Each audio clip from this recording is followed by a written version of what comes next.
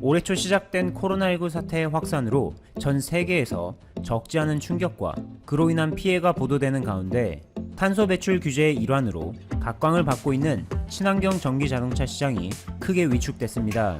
그러다 보니 전기차의 핵심인 전기차 배터리 시장도 함께 큰 타격을 받으며 심지어 유럽연합에서는 탄소 배출 규제를 한시적으로 완화하는 방안까지 고민하고 있는데, 시장조사 전문업체 S&E 리서치에 의하면 올해 1월부터 5월까지 전기차 배터리의 에너지 총량은 전년 동기 대비 23.9% 감소한 32.5GWh로 조사됐는데, 이러한 급감은 중국의 대표 배터리 업체인 CATL과 일본의 파나소닉 등이 생산하는 배터리 사용량이 무려 31.7%와 22.1%로 각각 줄어들었기 때문입니다. 반면 한국의 배터리 업체들은 신종 코로나 바이러스 감염증이라는 대위기 속에서도 세계 유일하게 빛나며 그 저력을 과시했는데, 먼저 올해 1분기 세계 전기차 배터리 시장 점유율에서 최초로 1위에 오른 LG화학은 1월부터 5월까지 사용량 7.8GWh, 점유율 24.2%로 선두 자리를 지키고 있는데, 지난해 1분기만 해도 CATL, 파나소닉, BYD에 이어 4위였던 것을 생각해보면 정말로 엄청난 성과였습니다. 그 뒤로 삼성 SDI가 사용량 2.1GWh, 시장 점유율 6.4%로 4위에, SK이노베이션의 경우 시장 점유율 4.1%로 7위에 올랐습니다.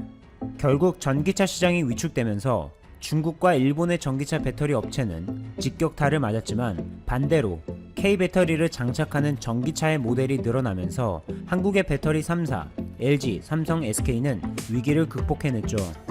어떻게 보면 이러한 결과를 맞이하게 된 것은 사필 규정으로, 특히 LG화학의 경우 매년 1조 원 이상을 연구개발에 투자하고 있는데, 그 중에서 30% 이상, 즉 3천억 원 이상의 투자금을 배터리 분야에 할당해 관련된 특허만 무려 17,000여 건을 기록하고 있습니다.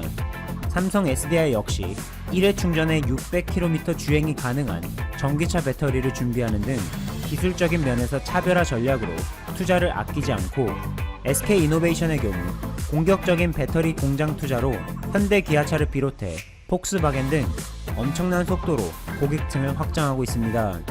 이처럼 한국은 선택과 집중의 전략 아래 적극적인 투자로 글로벌 시장에서 높은 점유율로 저력을 과시하는 반면, 이웃나라 일본의 경우 배터리뿐만 아니라 여러 분야에서 힘없이 쓰러지고 있는 실정입니다.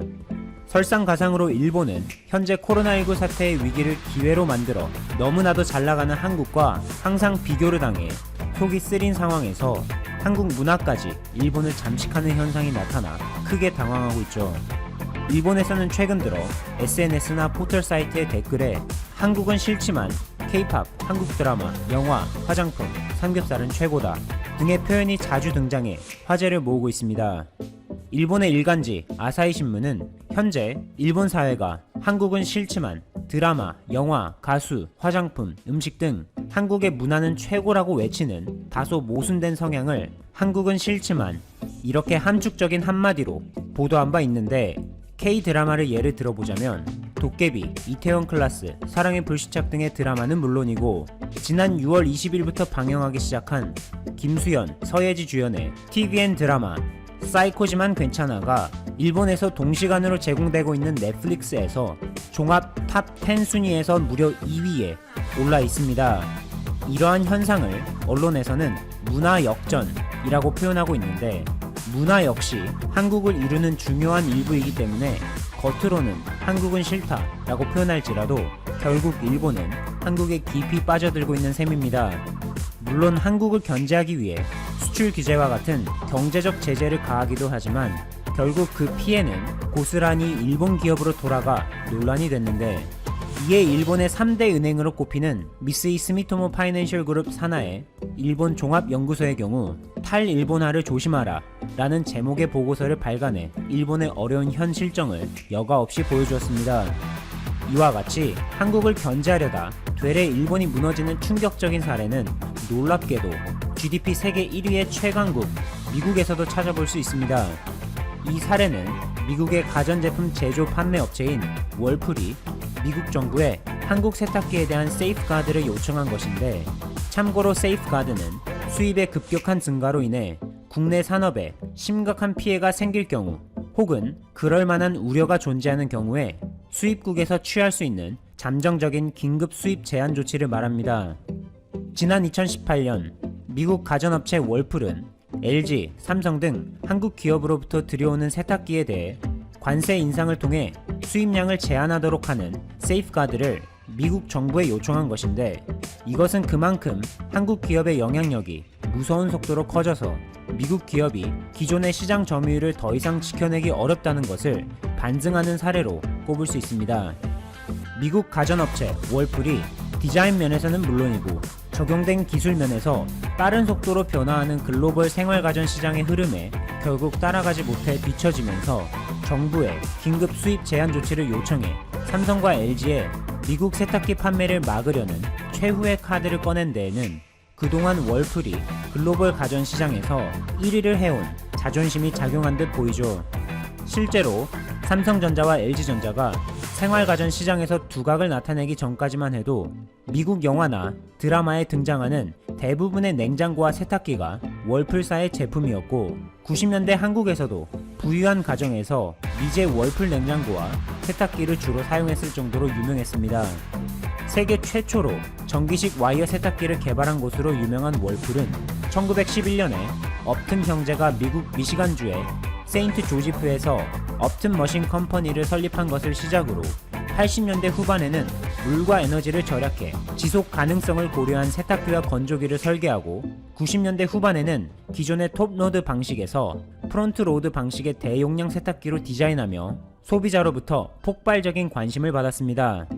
이렇게 월풀은 100년이 넘는 역사를 기반으로 글로벌 가전 시장에서 매출 부문 세계 1위 자리를 굳건하게 지켜왔지만, 한국의 LG전자와 삼성전자의 등장과 함께 이야기는 다른 방향으로 흘러가기 시작했죠. 특히 LG전자의 경우 지난해 상반기 그리고 올해 상반기에 글로벌 가전 매출 부문에서 월풀을 제치고 세계 1위 자리에 올랐습니다. 또한 코로나19 사태의 충격으로 월풀은 2억 8천만 달러 규모의 정리해고 비용을 들여 본격적인 구조조정 작업에 착수하는데, 여기서 문제는 몸집을 줄이는 것뿐만 아니라 그동안 가전 기술 개발에 적극적으로 투자하기보다 미국의 보호무역주의에 의존해 해외 업체를 견제했던 만큼 앞으로 LG와의 격차가 더욱 벌어질 것으로 보입니다. 올해 2분기의 실적만 비교해봐도 월풀의 경우 2분기 영업이익이 7,700만 달러로 1분기 2억 6천만 달러에 크게 못 미치는 성적표를 받은 반면, LG의 올해 2분기 가전 부문에서 영업이익은 약 6천억 원, 삼성의 경우 약 4천억 원으로 크게 앞섭니다. 이렇게 한국의 LG전자와 삼성전자가 코로나19 위기 속에서도 가전 부문에서 선방할 수 있었던 것은 공격적이고 지속적인 연구개발의 투자로 남들보다 한 발 빠르게 신기술을 적용한 제품을 선보이며 글로벌 생활가전 시장에 활력을 불어넣고 있기 때문입니다. 그 예로 LG전자는 지난 2011년 국내에서 처음으로 의류관리기인 스타일러를 출시했고, 현재까지 미국, 중국, 영국 등 20개 이상의 해외 국가에서 출시해 많은 관심을 받으며 매출을 견인하고 있습니다. LG전자는 LG 스타일러를 출시하기까지 약 9년 동안 끊임없이 연구개발에 투자해 마침내 옷에 묻어있는 유해세균을 99.99% 살균하고 냄새를 없애주는 트루스팀 기술을 특허받았습니다. 또한 올해 초 세계 최대 규모의 가전제품 박람회인 CES 2020에서 LG는 3분기에 출시를 준비하고 있는 신제품을 공개한 바 있는데, 이것은 바로 가정용 스마트 식물 재배기로 고객이 집안에서도 쉽게 직접 채소를 키워 먹을 수 있게 하는 취지로 설계된 신제품입니다. 이 제품은 냉장고의 정밀 온도 제어 기술, 정수기의 급수 제어 기술, 에어컨의 공조 기술 등의 다양한 기술을 복합적으로 적용함으로써 재배 과정을 자동화했고, 이용자는 스마트폰 앱을 통해 실시간으로 모니터링하면서 간편하게 채소를 키워 먹을 수 있게 되는 것입니다. 삼성전자 역시 스팀 가전으로 의류청정기 삼성 에어드레서를 출시해 국내뿐만 아니라 해외 시장에도 적극적으로 선보이는 가운데, 최근에 영국의 고급 인테리어 전문 회사인 럭스그룹에 삼성 에어드레서 1000대를 공급하기로 계약했고, 2015년에 설립된 영국의 친환경 스마트 주택 개발 전문 부동산 업체 에토피아와 파트너십을 체결해 5년 동안 친환경 스마트 주택 6천여 가구에 다양한 맞춤형 가전제품을 공급하게 됐는데 공급 금액만 약 400억 원 규모입니다. 또한 삼성은 물걸레 전용 로봇 청소기 제트봇을 처음으로 출시하는데 북미 시장에서 현재 대박 조짐이 보이고 있다고 합니다. 이처럼 한국의 LG와 삼성은 세탁기를 포함해 건조기, 의류청정기 등 다양한 가전제품에 대해 현재의 기술과 디자인에 안주하지 않고 끊임없이 새로운 것에 도전하며 혁신을 추구한 결과 현재의 월풀과는 완전히 다른 양상을 띠며 소비자들에게 인정을 받고 있는 것입니다. 중국이 미국의 막강한 제재 속에서도 시스템 반도체 육성을 위해 칼날을 감춘 채 힘을 기르고 있습니다. 다름 아닌 미국 제재로 성장판이 이제 닫힌 이 화웨이를 대신해서 칭화유니그룹의 자회사인 이 유니SOC를 육성하면서 시스템 반도체 실력을 키우고 있는 것인데요. 실제 칭화유니그룹은 화웨이 출신이 주요 경영진에 자리한 이 팹리스 자회사 유니SOC로 기술력을 끌어올리고 있습니다. 유니SOC는 퀄컴 그리고 삼성전자 그리고 미디어텍 등 주요 업체들처럼 이 어플리케이션 프로세서 즉 AP와 5G 통신 통합칩 생산 기술을 보유하는 등 중국 반도체 굴기에 이 화웨이를 이은 차세대 선봉장이라는 평가를 받고 있는데요. 우리 입장에서 문제는 이 중국의 계속되는 시스템 반도체 육성 정책으로 2030년 시스템 반도체 부문 1위를 목표로 한 우리나라의 삼성전자의 반도체 비전 2030 또한 타격이 불가피한 전망이란 것이죠. 중국이 갈고 있는 칼날이 미국뿐 아니라 이제는 한국도 겨냥할 수 있는 셈입니다. 자, 중국이 지금 어떻게 하고 있느냐? 디지타임스 등 외신에 따르면 이 화웨이의 팹리스 자회사 하이실리콘의 상당수 인력이 최근 유니SOC로 이직을 하고 있어요. 이걸 지켜봐야 합니다. 유니SOC는 앞서 말씀드렸듯이 이 5G 통합 AP인 T7520 등을 생산 중이며 지난 2017년 이 IC인사이츠가 선정한 세계 톱10 팹리스 업체 중 10위에 이름을 올린 중국 내 2위 팹리스 업체일 만큼 급성장하고 있는 중국 기업입니다. 2018년 매출액은 16억 달러 규모이고 현재는 하이센스 등 보급형 스마트폰 제조업체에 5G용 AP를 납품 중인데 현재 중국 회사들이죠. 이 오포나 비보 등 자국 스마트폰 업체를 주 고객사로 확보하기 위해 또 애쓰고 있습니다. 이 두 곳만 고객사로 끌어들여도 중국 내부의 애국 소비 및 내수 소비로 엄청난 성장을 할 수 있는 것이죠. 다만 칭화유니그룹이 지난 2013년 중국 내 팹리스 업체인 이 스프레드트럼과 RDA 마이크로 일렉트로닉스를 인수한 이후 유니SOC의 기술력이 빠르게 업그레이드되고 있는 것도 우리가 지켜봐야 합니다. 특히 유니SOC의 성장이 가장 문제인 점은 방금 말씀드렸던 이 통합칩인 T7520을 TSMC 측의 6나노 공정 기반으로 생산해달라고 요청한 것으로 알려지면서 퀄컴, 애플, 하이실리콘 등 이 5나노 공정 기반 칩이 주력인 선두업체와의 기술 격차가 이제는 크지 않다는 점이 큰 문제라는 것이죠. 중국 반도체 업계에서는 올 4, 4분기부터 하이실리콘의 TSMC 파운드리 공정 이용이 제한됨에 따라 유니SOC로의 이 인력 유출 속도가 빨라질 것이라고 보고 있는데 이 하이실리콘은 지난해 글로벌 AP 시장에서 11.7%의 점유율을 기록한 글로벌 톱5 업체라는 점에서 관련 인력 수급 시 빠른 기술 업그레이드가 가능하다는 점을 지켜봐야 합니다. AP와 같은 팹리스 분야는 첨단 장비 및 운영 노하우 중심의 메모리 반도체와는 조금은 달리 이 기술 노하우, 설계 노하우를 보유한 핵심 인력의 중요성이 상대적으로 높기 때문이죠. 특히 화웨이는 글로벌 스마트폰 시장 점유율 2위라는 입지를 기반으로 AP 분야에서 퀄컴을 맹추격 중이라는 점에서 중국 입장에서는 화웨이의 자리를 메울 자국 업체 육성이 필수인데 이게 바로 하이실리콘이란 이야기예요. 하이실리콘은 올 1, 4분기 중국 내 AP 시장 점유율 43.9%를 기록해서 퀄컴 32.8%를 제치고 1위에 올라서기도 했습니다. 이와 관련해서 일각에서는 이 중국이 화웨이의 기술력을 유니SOC에 이전하는 방식으로 다시 한번 이 시스템 반도체 굴기에 나설 것이란 분석을 내놓고 있는데요. 유니SOC 최고 경영자 즉 CEO가 하이실리콘 최고 전략체 책임자 및 화웨이 부사장 출신이라는 점과 이 유니 SOC 마케팅 담당 부사장이 또 화웨이 출신이라는 점이 이렇게 생각하고 우리가 바라볼 수밖에 없다는 이야기죠. 그리고 또 따져봤을 때 화웨이는 중국 정부 지원을 등에 업고 성장한 사실상의 국영기업으로 분류되고 있고, 칭화유니그룹은 중국 칭화대가 지분 100%를 소유한 칭화홀딩스가 최대 주주인 국영기업이라는 점에서 중국 당국의 의지만 있다면 가능한 조합이란 소리입니다. D랩이나 낸드플래시 등 메모리 반도체와는 달리 AP나 신경망 처리 장치, 즉 MPU와 같은 시스템 반도체 부문에서는 중국의 기술력이 꽤나 높은 상황입니다. 이렇게 되면 메모리 반도체도 우리나라가 이렇게 위협을 받고 있다, 위협이 된다, 중국이 된다 하는데, 중국의 시스템 반도체 굵기는 삼성전자에게 당연히 위협이 될 수 있다는 소리이고요. 시스템 반도체뿐만 아니죠. 파운드리도 TSMC만큼 키우고 싶어하는 중국입니다. 중국은 미국 제재에 따른 TSMC와의 거래 제한에 대비해 자국 파운드리 업체인 SMIC에 기술 고도화를 지원 중이고, 유니 SOC 외에도 다양한 팹리스를 육성 중이죠. 파운드리는 삼성전자가 현재 업계 1위인 대만 TSMC를 맹추격 중인 분야로 SMIC가 자국 기업을 중심으로 점유율을 확대할 경우 삼성전자 또한 이 중국 내 고객사 확보가 또 쉽지 않게 될 수도 있습니다. BOE 창업주죠. 이 왕둥성 회장이 최근 설립한 디스플레이 구동칩 DDI 제조업체 S윈이 최근 장원기 전 중국 삼성 사장을 부회장급으로 영입한 것 또한 삼성전자에게 좋지 않은 소식입니다. 왜 좋지 않을까요?